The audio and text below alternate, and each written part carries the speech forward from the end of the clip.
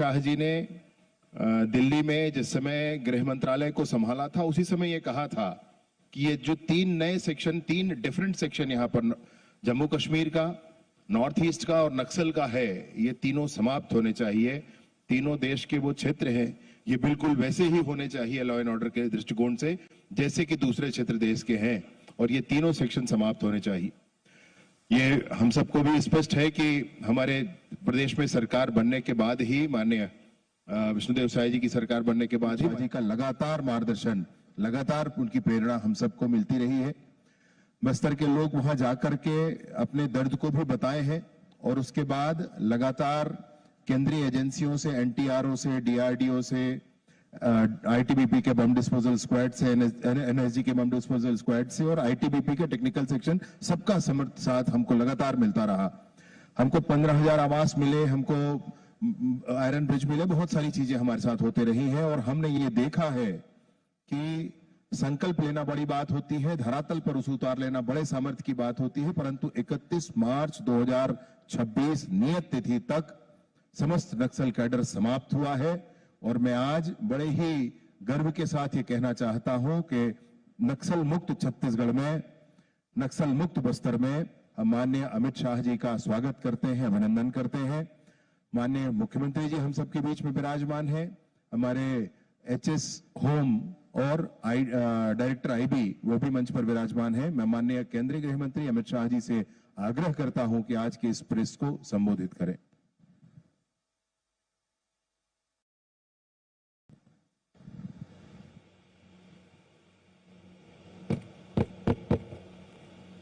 मित्रों, आप सभी का गृह मंत्रालय की इस प्रेस वार्ता में स्वागत है। मैं 31 मार्च 2026 के बाद पहली बार बस्तर में आया हूं। यहां मध्य क्षेत्रीय परिषद की 26वीं बैठक थी और कल से मैं यहां पर हूं। हर जगह पे बस्तर की जनता में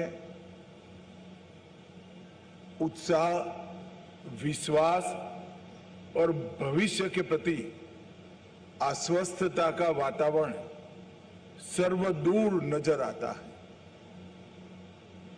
भय का माहौल, बंदूकों के साए में जीवन जीने का औथार आज समाप्त होकर एक मुक्त सांस पूरा बस्तर ले रहा है। हम सबके लिए एक बड़ा आनंद का विषय है कि बस्तर नक्सल मुक्त हो गया है। मित्रों, इसमें कुछ तिथियों का बहुत बड़ा महत्व है। पहली तिथि 13 दिसंबर 2023, जब छत्तीसगढ़ में भारतीय जनता पार्टी की सरकार श्री विष्णुदेव साय जी के नेतृत्व में बनी। क्योंकि केंद्र में तो मोदी जी की सरकार पहले भी थी, परंतु यहां पर कांग्रेस की सरकार थी। और मैं निसंकोच कहना चाहता हूं, ढेर सारी ऐसी नॉन बीजेपी सरकारों ने नक्सल मुक्त अभियान में हमारा समर्थन किया है, मगर छत्तीसगढ़ की कांग्रेस सरकार ने नक्सल उन्मूलन अभियान में हमारा सहयोग नहीं किया था। 13 दिसंबर 2023 में यहां भाजपा सरकार बनने के तुरंत बाद हमने बस्तर में बचे हुए नक्सलवाद को समाप्त करने के लिए फिर से कवायद की। दूसरी तिथि 24 अगस्त 2024, जब सभी राज्यों की डीजी की बैठक करने के बाद ये घोषणा की गई कि 31 मार्च 2026 को ये देश को हम नक्सलवाद के आतंक से मुक्त कर देंगे। तीसरी तिथि आप सभी जानते हैं, 31 मार्च 2026 सुरक्षा बलों के पराक्रम, साहस और उनके बलिदान के कारण 31 मार्च 2026 की जो तिथि तय हुई थी, उसके पहले देश से नक्सलवाद का संपूर्ण उन्मूलन हो चुका है। और चौथी तिथि 19 मई 2026, इसका भी बहुत महत्व है, क्योंकि जब से नक्सलबाड़ी से फैलना शुरू हुआ, उसके पक्षधर लोग, बुद्धिजीवी ये बता रहे थे कि नक्सलवाद इसलिए अस्तित्व में आया है कि कुछ क्षेत्र में विकास नहीं पहुंचा है, जबकि ये वास्तविकता नहीं थी। आज पीछे मुड़कर देखते हैं तो विकास न पहुंचने का कारण ही नक्सलवाद था।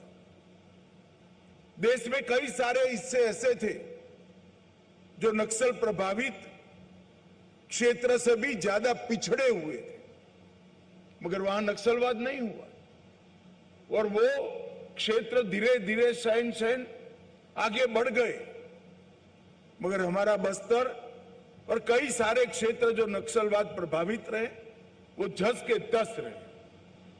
और 19 मई 2026 की ये तिथि है कि जहां से नक्सल प्रभावित क्षेत्र में संपूर्ण विकास की परिकल्पना को लॉन्च किया जा रहा है।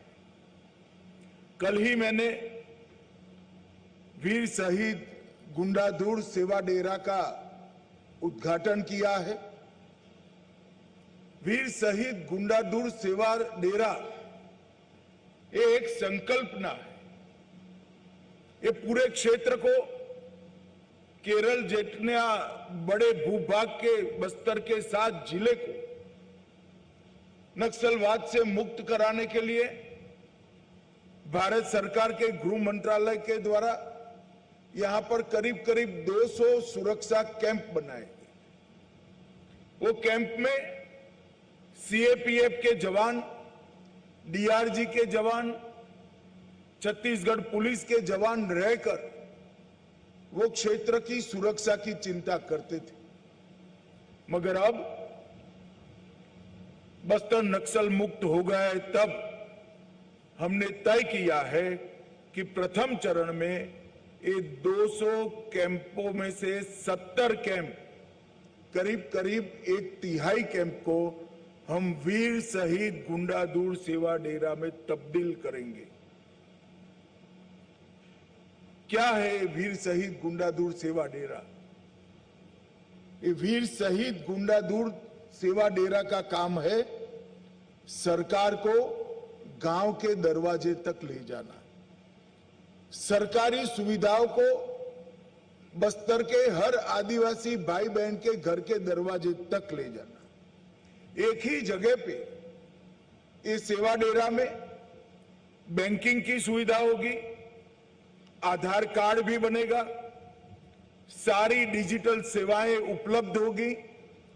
कॉमन सर्विस सेंटर के माध्यम से 371 राज्य सरकार और केंद्र सरकार की योजनाओं का फायदा मिलेगा।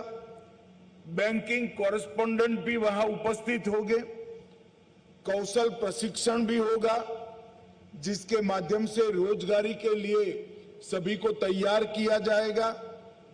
स्वास्थ्य सेवाएं भी वहां पर उपलब्ध होगी, सस्ता अनाज की दुकान भी होगी, प्राथमिक शाला भी होगी, आंगनवाड़ी भी होगी। तो एक प्रकार से एक ही सेवा डेरे के अंदर विकास के सारे काम वहीं पर उपलब्ध हो जाएंगे। और उसका उद्देश्य होगा कि 50 साल से यहां जो विकास के महरूम रह गए नागरिक हैं, उनको सभी योजनाओं का 100% सैचुरेशन करा देना। इस क्षेत्र में रोजगारी लाना और हर ट्राइबल को छोटे छोटे काम के लिए बहुत दूर नहीं जाना पड़ेगा और आर्थिक गतिविधियों का केंद्र भी ये डेरा बनेगा। महिलाओं का आजीविका का साधन भी वहीं होगा। वहां सिलाई प्रशिक्षण, ढेकी चावल, इमली प्रोसेसिंग की इकाइयां जैसी कई सारी चीजों के लिए कौशल से युक्त आदिवासी माता बहनों को कराया जाएगा। अब विकास की भागीदारी महिलाओं की भी होगी। यहां पर पैक्स भी बनेगा, यहां पर गांव की डेयरी भी बनेगी और ये डेयरी में हर ट्राइबल महिला अपने पशु का दूध वहां पहुंचा पाएगी। यही सेवा डेरा का उपयोग कर हम बस्तर के हर आदिवासी नागरिक को एक गाय और एक भैंस देने वाले हैं, जिनके माध्यम से कोऑपरेटिव तरीके से वो अपना दूध पूरे भारत में मार्केटिंग कर पाएंगे। एनडीडीबी के साथ छत्तीसगढ़ सरकार ने एग्रीमेंट कर लिया है। हमारे उप मुख्यमंत्री गुजरात जाकर कोऑपरेटिव डेयरी का पूरा मॉडल समझकर आए हैं और आने वाले 6 माह में हम यहां पर बस्तर संभाग में डेयरी का एक बड़ा नेटवर्क बनाने जा रहे हैं। मित्रों, यहां जहां पहले बंदूक के संगीन के साए थे, वहां पर विकास पहुंच जाएगा और ये युवाओं के लिए बहुत बड़ा संदेश है कि अब तक नक्सलवादियों के कारण, नक्सल आंदोलन के कारण ये पूरा क्षेत्र विकास से महरूम रह गया था। ना उनका राशन कार्ड मिला, ना उनको मुफ्त अनाज की योजना का फायदा मिला, ना 5 लाख तक का स्वास्थ्य का बीमा मिला, ना उनके धान को 3100 रुपया क्विंटल खरीदने की व्यवस्था की गई। रोजगारी का दूर दूर तक नामो निशान नहीं था। ना गांव में बिजली पहुंची, ना पानी पहुंचा, ना स्कूल पहुंची। ये सारी व्यवस्था ये डेरा के माध्यम से हम पूर्ण बस्तर में करने जा रहे हैं और ये शहीद वीर गुंडाधुर सेवा डेरा, ये नक्सल प्रभावित बस्तर जो एक जमाने में था, वो नक्सल मुक्त विकसित बस्तर बनाने का एक बहुत बड़ा जरिया बनेगा। यहीं पर जंगल की वन उपजों को कोऑपरेटिव तरीके से प्रोसेस कर इसका मुनाफा भी हम पूरा का पूरा हम आदिवासियों तक हम पहुंचाएंगे। मित्रों, इसके पहले ही भारत सरकार ने नरेंद्र मोदी जी के मार्गदर्शन में बस्तर के विकास के लिए कई सारे काम कर चुके हैं। हमने 20,557 करोड़ की लागत से 12,211 किलोमीटर सड़कों का निर्माण पूरा कर दिया है। टोटल 13,000 मोबाइल टावर का प्लानिंग किया है। इसमें से 5,000 मोबाइल टावर देश भर के नक्सल प्रभावित क्षेत्र में लग चुके हैं। 1804 बैंक की शाखाएं खुली हैं, 1321 एटीएम खुल चुके हैं और 890 पोस्ट ऑफिस खोलने का काम भी समाप्त हो चुका है। 259 एकलव्य मॉडल स्कूल खोले हैं, 46 आईटीआई और 49 स्किल डेवलपमेंट के सेंटर खुल चुके हैं। 90,000 से ज्यादा युवाओं को और महिलाओं के स्किलिंग का काम हो चुका है और कल ही 240 बिस्तरों वाला सुपर स्पेशलिटी अस्पताल बस्तर में, जगदलपुर में इसका उद्घाटन हो चुका है। नरेंद्र मोदी जी के नेतृत्व में नक्सल मुक्त जो क्षेत्र हुए हैं, बस्तर समेत पूरे देश के क्षेत्र के लिए विकास की एक कार्य योजना भारत सरकार ने बनाई है। पहला, विकास और सुरक्षा, विकास की योजनाओं का संपूर्ण सैचुरेशन और सुरक्षा की संपूर्ण व्यवस्था। दूसरा, युवा और महिलाओं के लिए भविष्य उन्मुख सशक्तिकरण का एक वैज्ञानिक कार्यक्रम। और तीसरा, जनजातीय संस्कृति और परंपराओं को बचाते हुए, आगे बढ़ाते हुए यहाँ की संस्कृति का संरक्षण और संवर्धन। आज मैं इस प्रेस वार्ता के माध्यम से देश को बताना चाहता हूं कि हमने यहाँ बस्तर पंडुम की शुरुआत की। मोदी जी ने एक प्रेरणा दी थी कि आदिवासी संस्कृति को बचाने के लिए भी पुरुषार्थ किया जाए, योजना बनाई जाए। ये बस्तर पंडुम के अंदर आदिवासी नृत्य, गीत, भाषा, वेशभूषा, व्यंजन, ये सभी प्रकार की यहाँ की संस्कृति को हस्तशिल्प समेत ये बस्तर पंडुम में एक बड़ा प्लेटफॉर्म दिया गया है। और मैं यहाँ आया था 1 साल पहले, 45,000 लोगों ने बस्तर पंडुम में हिस्सा लेकर इस सभी गतिविधियों को आगे बढ़ाया है। और एक वैज्ञानिक आयोजन गांव से तहसील में, तहसील से जिले में और जिले से संभाग स्तर पर ऊपर आते आते स्पर्धा के साथ यहाँ पर टोलियां आई थी और 45,000 लोग बस्तर की संस्कृति के संरक्षण और संवर्धन में अपने आप को इन्वॉल्व किए थे। इसी प्रकार से 2 बस्तर ओलंपिक हमारे आयोजित हो चुके हैं। अंतिम बस्तर ओलंपिक के समारोह में मैं आया था। 3,94,000, मैं फिर से रिपीट करना चाहूंगा, 3,94,000 खिलाड़ियों ने बस्तर संभाग में बस्तर ओलंपिक में हिस्सा लिया था।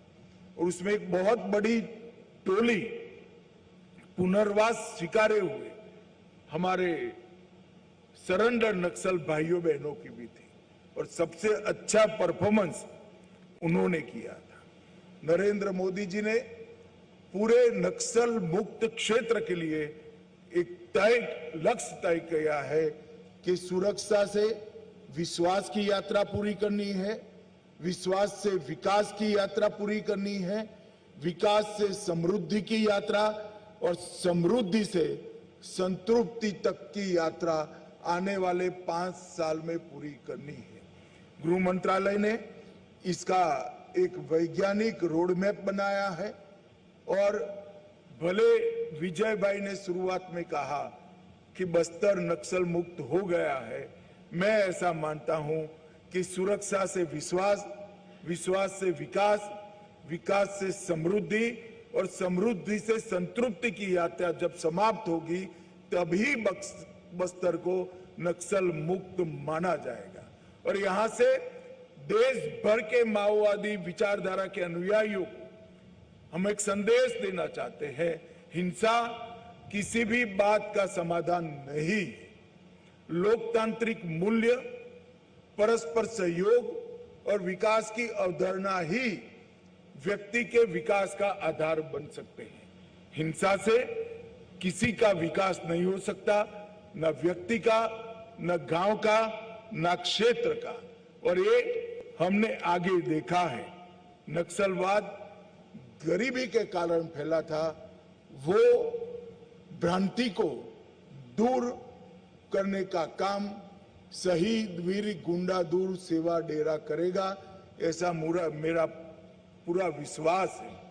जब एक क्षेत्र पूरा विकसित होगा तब यहां से दुनिया भर में संदेश जाएगा कि यहां स्कूल इसलिए नहीं बने क्योंकि नक्सलियों ने स्कूल तोड़े थे, यहां सड़कें इसलिए नहीं बनी कि नक्सलियों ने इसमें विघ्न डाला था, यहां अस्पताल इसलिए नहीं चले कि उन्होंने अस्पताल के कर्मियों को मार डाला था, और यहां बैंक इसलिए नहीं आए कि नक्सलियों ने बैंकों को लूटकर बंद कराने का काम किया था। ये बस्तर का शहीद वीर गुंडादूर सेवा डेरा का प्रयोग ये देश भर में जो हथियार लेकर विकास का रास्ता तराश रहे हैं, उनके लिए एक विकास का लोकतांत्रिक मॉडल भारत की ओर से पेश किया जाएगा, इसका मुझे भरोसा है। मैं अंत में बस्तर के सभी नागरिकों को भारत सरकार और देश के प्रधानमंत्री नरेंद्र मोदी जी की ओर से भरोसा दिलाना चाहता हूं कि अब भय से जीने की जरूरत नहीं है। यहां नया सूर्योदय हो चुका है। भले आजादी के इतने साल बाद ही अब विकास का रास्ता प्रशस्त हो रहा है। यहां के आदिवासी युवा और महिला विश्वास के साथ आगे बढ़े। भारत सरकार और छत्तीसगढ़ सरकार आपके साथ है। कंधे से कंधा मिलाकर आपके जीवन में उजियारा लाने के लिए दोनों सरकारें कटिबद्ध हैं।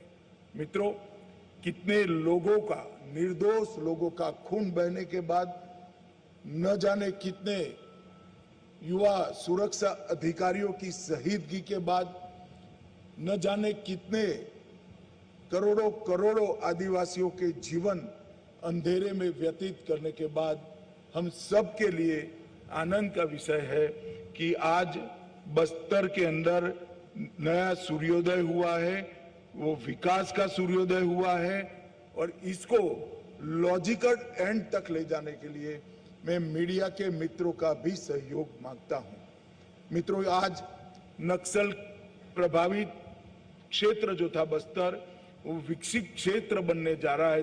तब बस्तर की जनता को भी मैं आगाह करना चाहता हूं कि यही लोग जो माओवादी विचार सरणी से प्रेरित होकर बंदूक लेकर हमारे बस्तर को बर्बाद किए, वो भेष बदल कर आएंगे, बात बदल कर आएंगे, नाम बदल कर आएंगे।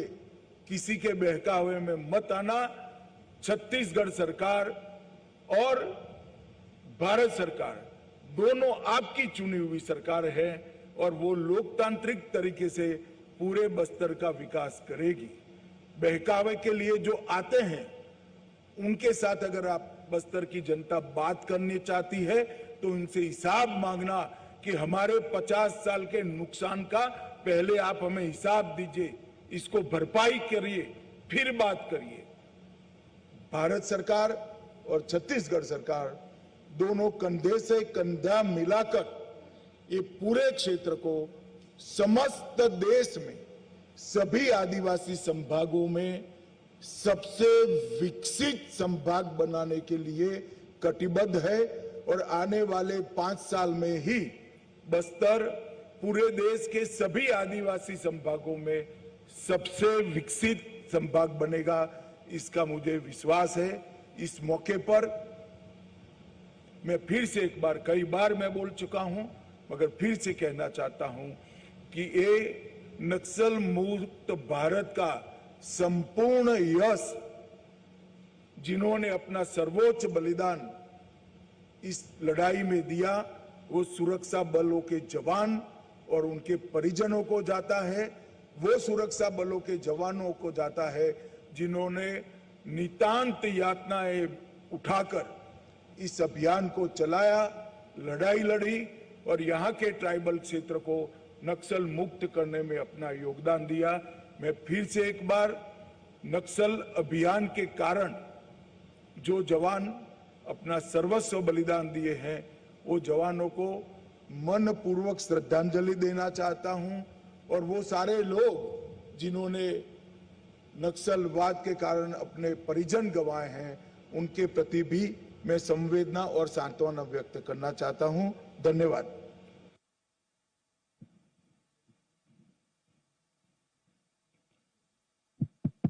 पीछे पीछे मेरा एक सवाल है। बचपन से हम ये सुनते आए हैं कि बस्तर के लिए दिल्ली से इतना पैसा चला है कि हर आदिवासी के घर में एक मारुति कार हो सकती थी। क्या हर आदिवासी के घर में एक मारुति कार खड़ी हो सकती थी? इतना पैसा दिल्ली से चला है, ऐसा बचपन से हम सुनते आए हैं। क्या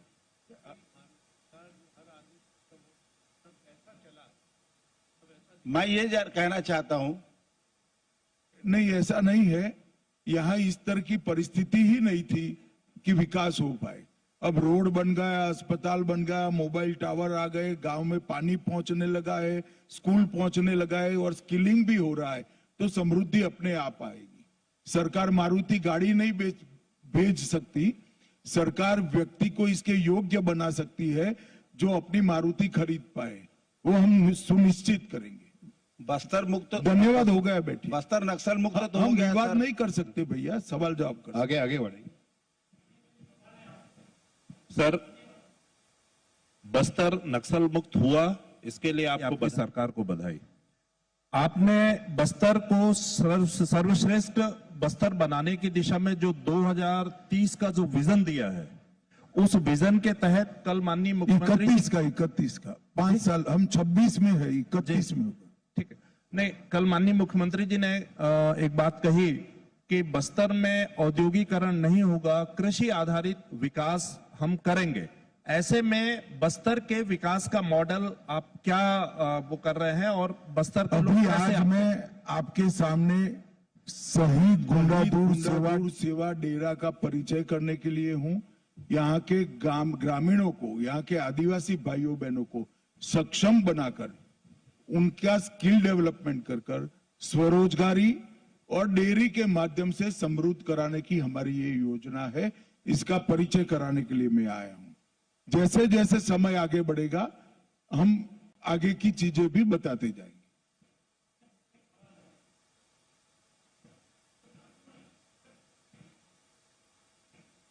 भाई माइक दे दो वहां।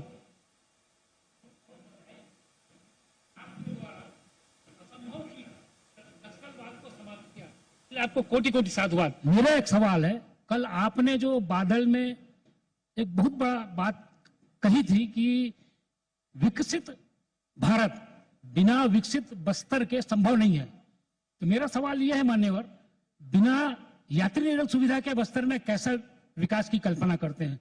क्योंकि हम बस्तरवासी आज आजाद भारत के पहले या बाद से अभी तक रायपुर ट्रेल में नहीं चल पा रहे हैं। इस संबंध में आप क्या कहना चाहेंगे और भारत सरकार क्या प्रयास करेगी?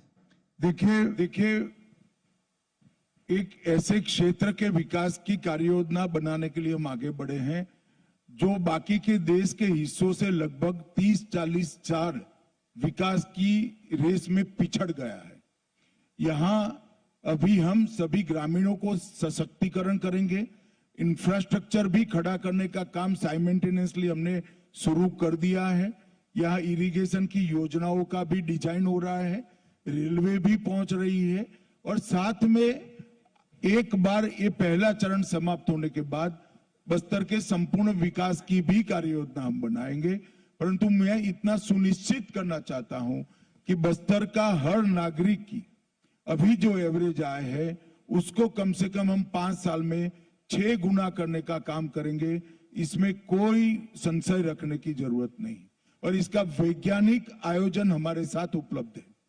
सर नमस्कार, मेरा नाम नरेश है। सर मैं जानना चाहता हूं, सर आपने एक मॉडल बताया कि सहकारिता के माध्यम से ये समृद्धि पहुंचेगी गांव तक, एक भैंस और एक गाय और अन्य चीजें की जाएंगी वन उत्पाद से संबंधित। क्या विशेष पैकेज का भी प्रावधान है?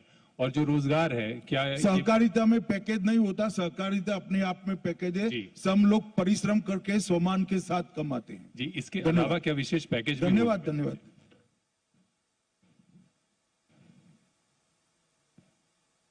सर नमस्कार। बस्तर नक्सल मुक्त हो गया है, लेकिन बस्तर में एक अफवाह तेजी से फैल रही है कि अब जल जंगल जमीन भी खत्म हो जाएगा। आदिवासियों को क्या मैसेज देना चाहेंगे? आदिवासियों को क्या मैसेज देना चाहेंगे? मैंने यही कहा, मैं बस्तर वासियों को फिर से कहना चाहता हूं कि जिन्होंने 50 साल तक बस्तर को बंदूक के साए में रखा, वो भेष बदलकर, नाम बदलकर, बात बदलकर आए तो भरोसा मत करना। आपकी चुनी हुई तहसील पंचायत, आपकी चुनी हुई जिला पंचायत, आपकी चुनी हुई राज्य सरकार और आपकी चुनी हुई भारत सरकार का भरोसा करना, वो ही बस्तर को विकसित कर सकते हैं।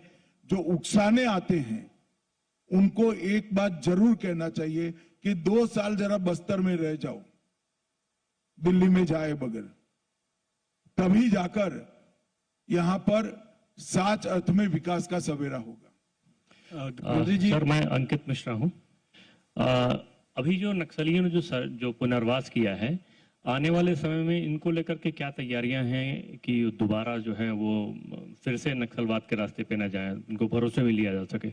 देखिए, पुनर्वास किए हुए सारे नक्सली भाइयों बहनों के लिए भारत सरकार ने 20 करोड़ रुपया खर्च कर एक सेंटर बनाया है, जहां अभी उनका स्किलिंग भी हो रहा है, जो निरक्षर है उनकी पढ़ाई लिखाई भी हो रही है, साइकोलॉजिकल मैपिंग होकर एक नया विश्वास बढ़ने का साइकोलॉजिकल ट्रीटमेंट भी हम उनको दे रहे हैं, और आने वाले समय में वो अपने परिवार के साथ सम्मान के साथ रहे, इस प्रकार की पूरी ट्रेनिंग करने की व्यवस्था छत्तीसगढ़ सरकार और भारत सरकार ने की है। एक बहुत बड़ा प्रोजेक्ट है, और मैं मानता हूं कि जिनको स्कूल से नक्सली उठा गए और वो नक्सलवादी बने, इसका कोई दोष नहीं है, वो तो विक्टिम थे। जिन्होंने हथियार डाल दिए, उनको पूरा अधिकार है सिस्टम के अंदर पुनः प्रस्तापित होकर सम्मान के साथ जीने का।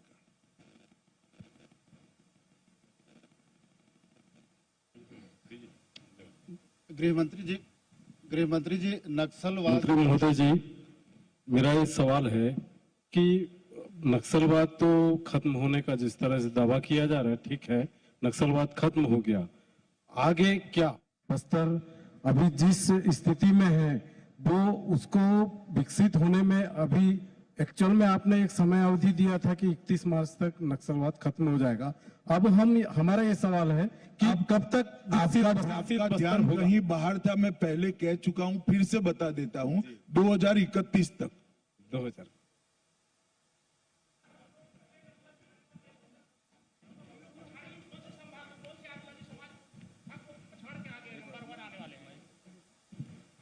सर, आपने कहा कि बस्तर नंबर 1, जरा नजदीक रखिए।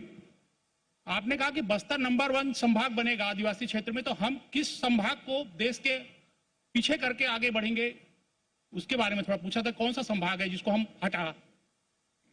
अभी तो भारत सरकार ने एक बहुत अच्छे सोच विचार के साथ एक योजना बनाई है।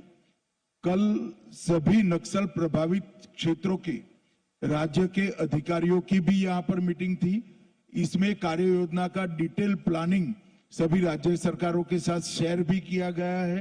गृह सचिव ने स्वयं एक प्रेजेंटेशन देकर ये कार्य योजना सबके सामने रखी है। अभी बस्तर का जहां तक सवाल है, शहीद वीर गुंडादुर सेवा डेरा से हम शुरुआत करेंगे, और विकास के लिए जो कुछ भी जरूरी है वो सभी चीजें एक के बाद एक इसके अंदर जोड़ते जाएंगे। अभी सबसे बड़ी जरूरियात है लोगों को सरकार की सारी योजनाओं का लाभ मिले, 100% सैचुरेशन तक पहुंचे, स्किलिंग हो, कोऑपरेटिव के माध्यम से उनकी आय को बढ़ाया जाए, और फिर संपूर्ण विकास की दिशा में भी हम आगे बढ़ेंगे। सर, आपने कहा बस्तर बदल रहा है, बस्तर के युवाओं के भविष्य के लिए केंद्र सरकार का सबसे बड़ा विजन क्या रहेगा सर? अब मैं किस तरह से आपको समझाऊं वो मालूम नहीं पड़ा, शायद मेरे समझाने में ही क्षति होगी। अभी मैंने जो कहा है वो ही केंद्र सरकार की कार्य योजना है। Sir, this is Rajnish from ANI। Sir, जैसे कल आपने बोला था कि यहाँ पे एम्प्लॉयमेंट जनरेशन के लिए ओपनिंग की जाएंगी, लोगों को एम्प्लॉयमेंट ओपनिंग की जाएंगी कि लोगों को अगर प्रॉपर एजुकेशन मिलने के बाद अगर वो अप्लाई करते हैं तो उनको कुछ छूट मिलेगा एम्प्लॉयमेंट में यहाँ पे, तो उसके लिए क्या रणनीति बनाई गई है, और खास तौर पे स्पोर्ट्स फैसिलिटीज किस तरह से यहाँ पे डेवलप की जाएंगी? देखिए, अब मुझे लगता है कि सवाल समाप्त हो गए, एक ही सवाल घूम कर सब पूछ रहे हैं। अभी स्किलिंग के माध्यम से स्वरोजगार, एजुकेशन के माध्यम से सरकार में नौकरियां, एजुकेशन के माध्यम से प्राइवेट नौकरी में के लिए उसको लायक बनाना, और स्किलिंग के माध्यम से ही प्राइवेट नौकरी के लिए उसको लायक बनाना, और कोऑपरेटिव के माध्यम से किसान और महिला दोनों को रोजगारी के साथ जोड़ना। ये एक शुरुआती कार्य योजना है। पहला चरण समाप्त होने के तुरंत बाद हम आगे का रोड मैप लेकर भी आएंगे। चलिए, आप सभी का बहुत बहुत धन्यवाद। पहले तो जो